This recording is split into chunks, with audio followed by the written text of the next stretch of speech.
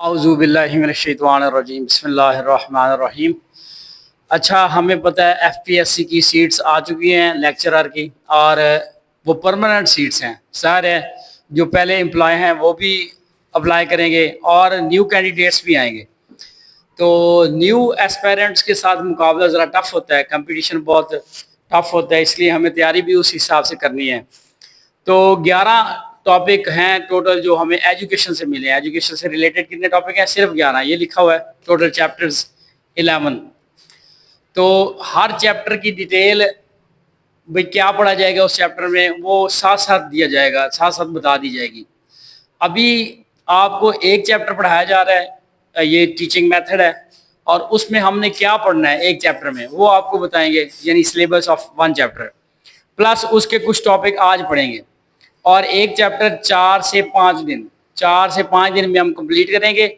जो ही chapter complete होगा उसका टेस्ट होगा, और रिवीजन टाइम होगा रात का जूम पे रिवीजन टाइम होगा। Let's start. First of all we have started our first chapter, that is teaching method. ये जो टीचिंग मेथड है इसमें जो सिलेबस है, जो कंटेंट है वो ये है।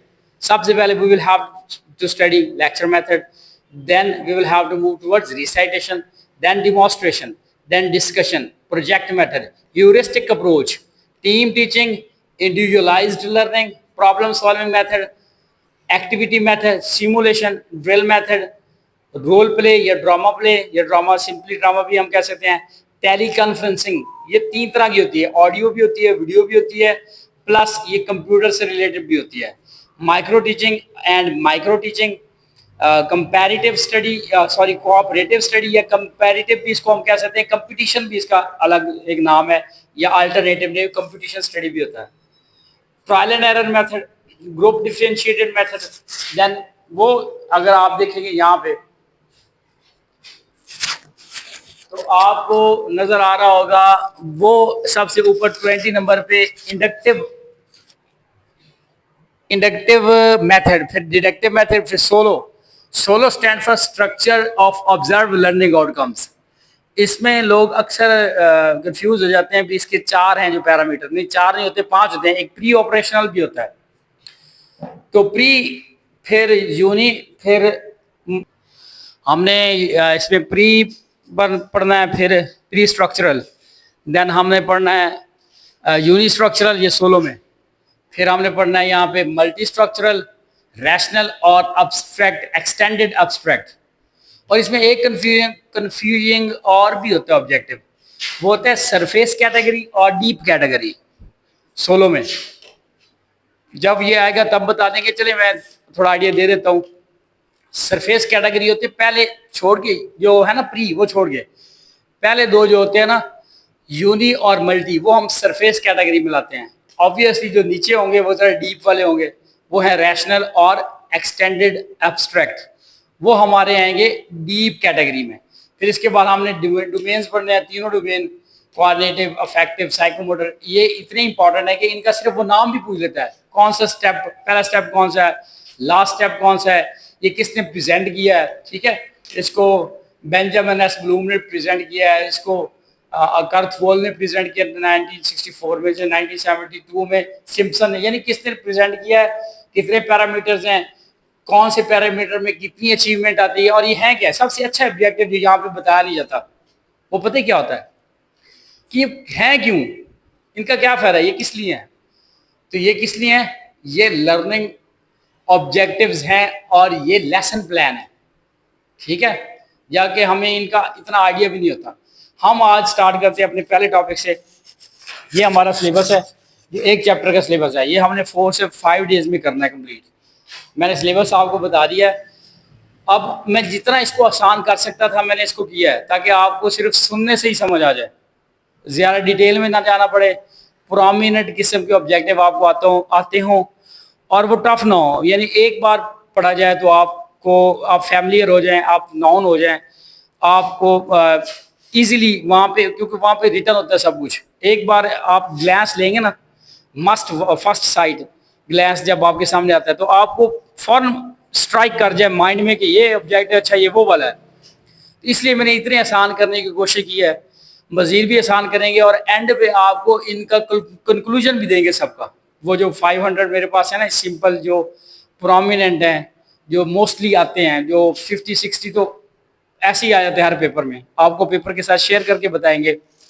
तो स्टार्ट करते हैं, पहला हम डिस्कशन साथ साथ करते रहेंगे। ये लेक्चर मेथड हम पढ़ने लगे आज। तो लेक्चर मेथड में होता क्या है, बड़ा इजी है। लेक्चर मेथड में टीचर नहीं प्लान करना है, टीचर नहीं कंट्रोल करना है, बाकी सारी चीज़ों को भी और स्टूडेंट्स को भी, ऑल एक्ट्स ऑफ स्टूडेंट्स, ये सबको पता है। लेक्चर मेथड में क्या होता है, जो लेक्चर मेथड में डोमिनेट होता है वो टीचर ही होता है, ऑब्वियस बात है। अब दूसरी बात, प्रेजेंट किसने करना है, कंटेंट को प्रेजेंट ज़ाहिर टीचर ने करना है। तो ये बातें जो है ना ये ईजी है, सबको आती हैं। तो तीसरी बात, टीचर क्या है, एक्टिव है। अगर टीचर एक्टिव है तो स्टूडेंट क्या है, वो तो पैसिव है, ठीक है ना। तो ये एक बार पढ़ने से ही आपको आइडिया हो जाएगा कि लेक्चर में ऐसा तो बड़ा आसान है। फिर ये क्या, अगर स्टूडेंट पैसिव है तो उसको एक्टिव भी तो करना है ना। तो कैसे एक्टिव होगा वो, आंसर क्वेश्चन टेक्निक, यानी आप जो सवाल जवाब करेंगे ताकि वो एक्टिव हो जाएगा। फिर एक नई बात जो लेक्चर मेथड में है, ये आपने ख्याल रखना है, लेक्चर मेथड में नई बात कौन सी है, ये कौन सी याद करने वाली है। बाकी तो इजी थी, तीनों चार की चार बातें। तो जो अब मेन आती है ना, बस एक वो आपने अंडरलाइन करके याद करनी होती है। वो मेन क्या आ रही है, ये देखें यहाँ पे, prepare student to receive new knowledge. ये न्यू नॉलेज रिसीव तो कर रहे हैं, लेकिन आगे लिखा हुआ लफ्ज वैक्यूम, फिर ऊपर लिखा हुआ है must have some because not imparted. मतलब माइंड में, बच्चे के माइंड में कुछ ना कुछ होना चाहिए ताकि वो न्यू नॉलेज गेन कर सके। वैक्यूम में न्यू नॉलेज नहीं आता। No new knowledge is imparted in a vacuum. इसका मतलब होता है, हम आगे पढ़ेंगे एम्प्टी स्लेट, एजुकेशन का ये टॉपिक है, एम्प्टी स्लेट। जब आप बच्चे ना केजी में या प्ले ग्रुप में जब आप बच्चों को दाखिला करवाते हैं ना, तो वो सबसे पहले क्या सीखते हैं, सिर्फ विकाबलरी, जैसे A for apple, B for bat, C for cat. क्यों, क्योंकि वैक्यूम को आप कुछ नहीं दे सकते। जब वो सीख जाएंगे ना, तो फर्स्ट स्टैंडर्ड या सेकंड स्टैंडर्ड में हम कहते हैं एप्पल एक फ्रूट है, इसको हम खाते हैं, या कैट एक एनिमल है। क्यों, क्योंकि पीछे से हम रिलेट करते हैं, इसको हम कंस्ट्रक्टिविज्म भी कहते हैं। तो अगर बच्चे के पास प्रियोर नॉलेज है, प्रीवियस नॉलेज है तो ठीक, अगर नहीं है तो इस पॉइंट को फिल करने के लिए, इस खाली जगह को रिमूव करने के लिए आपको कुछ ना कुछ अपने टॉपिक से रिलेटेड बात करना पड़ेगी।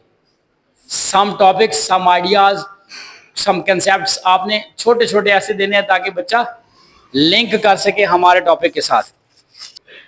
चले, हमें आइडिया हो गया कि लेक्चर मेथड में जो नई बात है वो ये है कि हमने बच्चे का प्रियोर नॉलेज चेक करना है, इसके बाद ही हम कुछ उसको लिंक कर सकते हैं नए नॉलेज के साथ, अदरवाइज फिर मुश्किल हो जाएगा।